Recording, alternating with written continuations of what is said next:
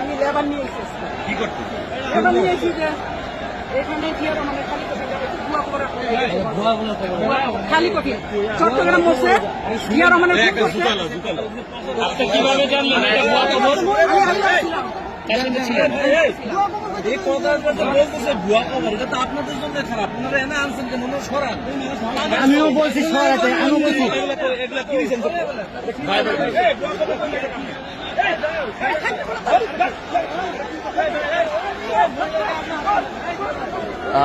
তিনি আসলে এখানে এসেছিলেন। এখানে তিনি দাবি করছেন যে এখানে নাকি জিয়াউর রহমানের যেই মাজার সেটি আসলে এখানে নেই, তিনি এমনটি বলছেন। এবং তাকে কেন্দ্র করে আমরা দেখতে পাচ্ছি বিএনপির